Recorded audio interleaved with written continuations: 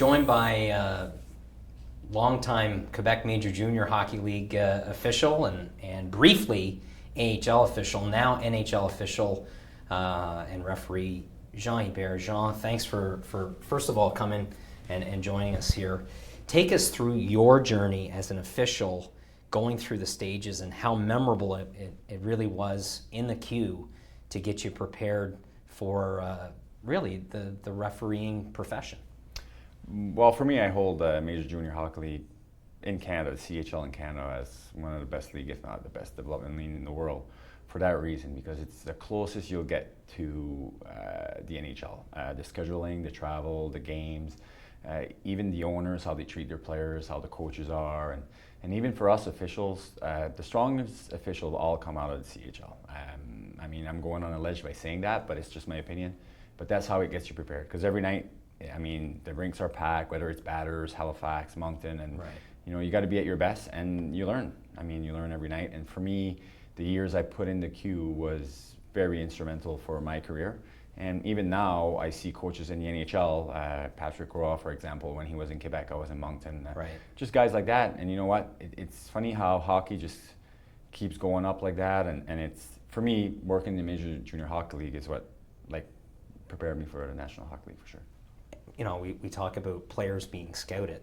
It's the same type of thing for officials here, Jean. You know, the eyes are always on you.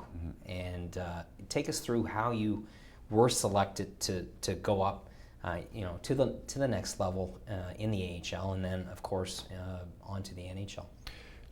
It's pretty much the same as the players. You get scouted to work bigger games, and then in the league you're working, and then from there, I mean, you progress to other leagues, and those leagues, they want the best official they can get. It starts with the NHL, then it goes to the American League, and then you got the CHL, and in my place, I started doing it just for fun, just to stay in the game. I realized I wasn't good enough to make it as a player.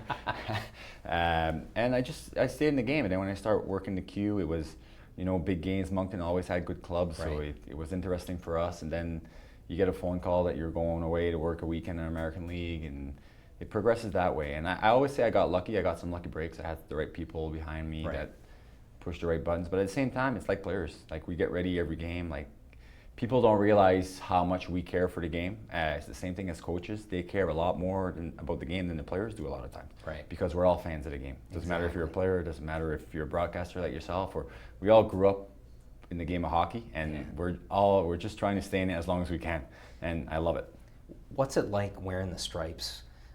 The armbands, if you will. It has to be a challenge because, of course, those eyes are on you. And, you know, the officiating game with all the replay now in the NHL, it's very, very difficult because, you know, the pressure that you guys must feel, Jean, it has to be weighing. Yeah, it is tough. It's a grind. You're right, and I'm seeing the change now because we're in the evolution where all of a sudden there's more replays coming in, and we're right in the middle of it. And again, this is just my opinion, but I think the game has probably went a little too far with replays already. But we're going to adjust, and it's going to start from the top because people are watching the game in slow motion now. I'll give you an example quickly. Is you're going to see a play, you're going to watch a replay 3 times before I can talk to my partner on the ice about the play.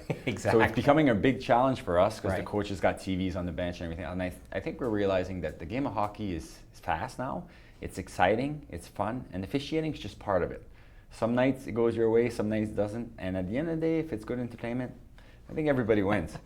But Jean, what does it mean for you to lace up your skates?